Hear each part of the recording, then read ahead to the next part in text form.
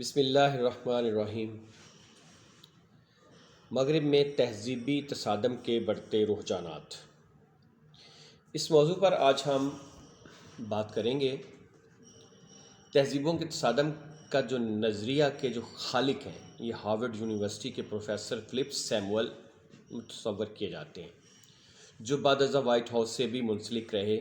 Samuel flips کے مطابق مغرب کے لیے بڑا مسئلہ اسلامی بنیاد پرستی نہیں، بلکہ اسلام ہے، جو کہ ایک الگ تہذیب ہے کہ جس سے تعلق رکھنے والے اپنی تہذیب کے بالاتر ہونے پر پختہ یقین رکھتے ہیں، مگر اپنی قوت کم ہونے کے اندیشہ میں مبتلا ہے۔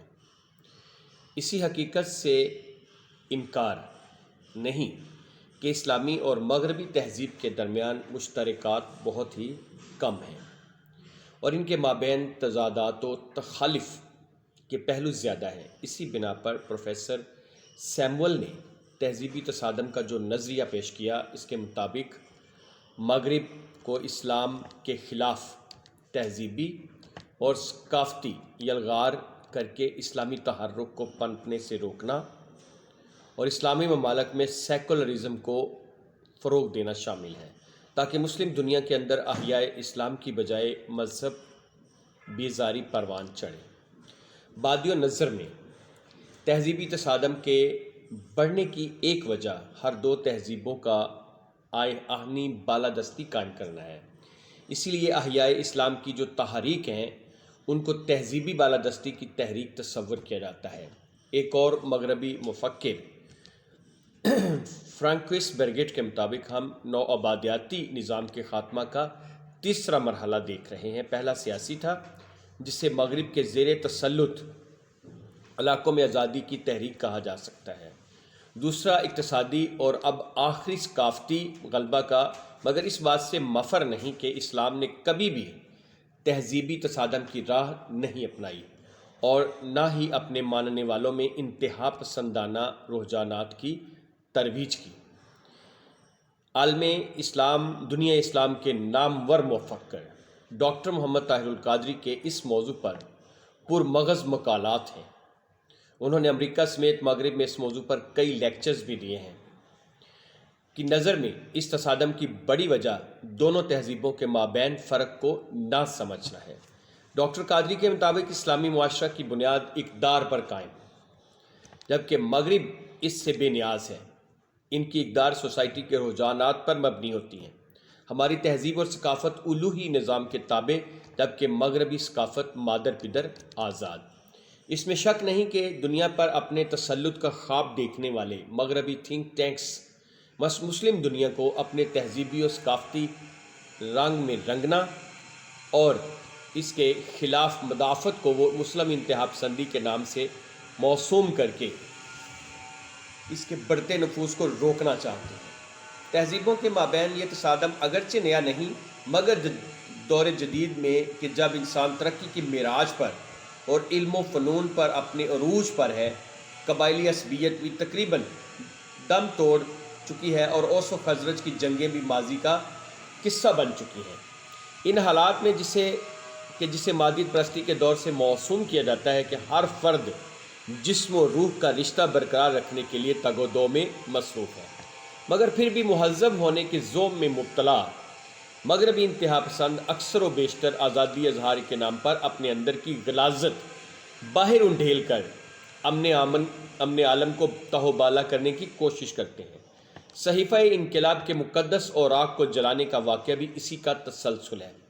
اقوام متحدہ کے قوانین اس بارے میں اتنی ہی مؤثر نظر آتے ہیں جتنی مقبوضہ کشمیر میں استصواب رائے کی قراردادیں، مگر اس کی ایک بڑی وجہ مسلم امہ کے عملی تصور کا خاتمہ، غلامانہ طرز عمل، کمزور معیشت اور مسلم ممالک کی نمائندہ تنظیم OIC کا غیر مؤثر ہونا ہے۔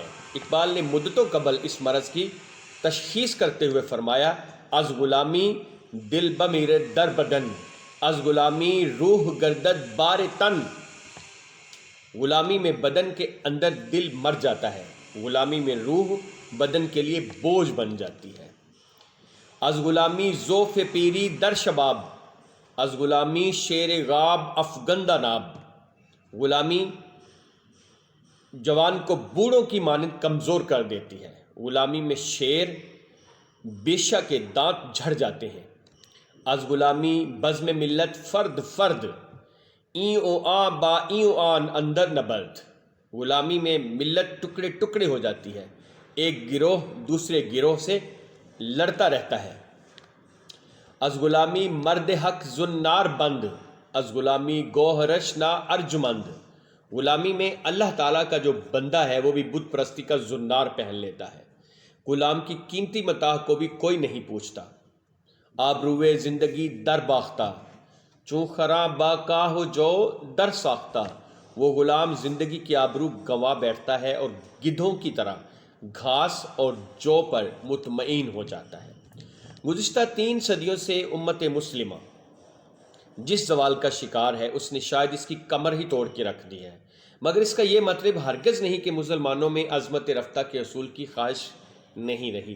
ہر چند کے مغربی معاشرہ، جو مغربی ثقافت ہے، اس کے معاشرے میں ان کی یلغار نے، ثقافتی یلغار نے مسلم معاشروں کو اپنی لپیٹ میں لے رکھا ہے۔ مسلم دنیا کے وسائل کا بڑا حصہ اپنے ہی ہم مذہبوں کے خلاف اور اس کا نتیجہ باہمی انتشار کی صورت میں سامنے ہے۔ مسلمان اپنی تہذیب سے دور ہوتے جا رہے ہیں۔ نوجوان مذہبی اسکالر پروفیسر علی اختر اوان نے کیا موتی پروئے ہیں؟ کہتے ہیں کہ سائنسی تجربات کے بعد تخلیق انسانی سے لے کر تسخیر کائنات تک کے مراحل کی سائنسی تصدیق نے اسلام کی حقانیت ثابت کر دی ہے، اور مغرب اسی سے خوف زدہ ہے کہ وہ حقائق کی بنیاد پر اسلام کو آفاقی دین ماننے پر مجبور ہو رہے ہیں، چاہے مسلمان غالب آئیں یا نہ آئیں۔ اس میں کلام نہیں کہ اپنے عقائد و نظریات بزور طاقت کسی پر مسلط کرنا دنیا کے کسی مذہب میں بھی کبھی بھی جائز نہیں رہا، اور اسی رویے کو بنیادی طور پر انتہا پسندی کہا جاتا ہے، جبکہ اس کے برعکس تمام مذاہب عالم پر ایمان ہمارے دین کا حصہ، اور اسلام نے ہمیشہ امن، رواداری، برداشت، احترام کی بات، اس کا عملی مظاہرہ دور نبوی صلی اللہ علیہ وآلہ وسلم میں جا بجا نظر آتا ہے۔ ایک موقع پر جبکہ سیلاب کے باعث عیسائیوں کی عبادت گاہ منہدم ہو گئی تو آقا کریم صلی اللہ علیہ وسلم نے بطور سربراہ ریاست انہیں مسجد نبوی میں عبادت کی اجازت دی۔ اس لیے مغرب خوفزدہ ہے کہ اگر مسلم دنیا میں دور نبوی صلی اللہ علیہ وآلہ وسلم والا رنگ غالب آ گیا تو اسلامی تہذیب سب تہذیبوں پر غالب، اور یہ عالمی غلبہ اسلام کا پیش خیمہ ہو سکتا ہے۔